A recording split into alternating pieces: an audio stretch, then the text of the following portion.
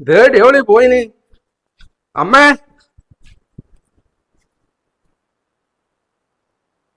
നിങ്ങൾ ഇതേടിയാ പോന്ന്? ടൂർ. ടൂറാ?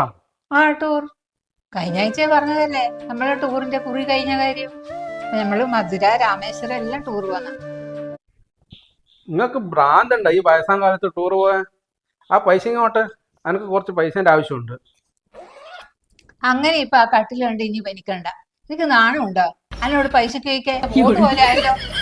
അങ്ങനെ നിങ്ങൾ ഇപ്പൊ എവിടെയും പോണ്ട, അനങ്ങാണ്ട് ആ മൂലക്കാട്ടും പോയിട്ട് ഇരുന്നാട്ടെ.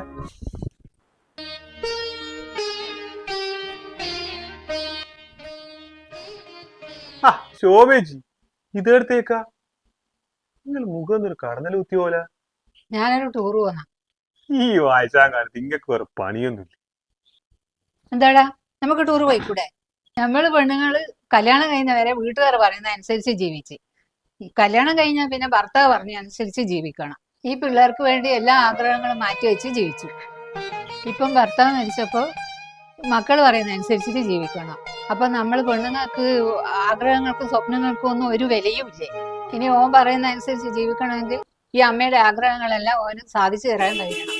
ഇനിയുള്ള കാലം എന്റെ ഇഷ്ടത്തിനനുസരിച്ചിട്ട് ജീവിക്കട്ടെ. മാറിയിക്കണം.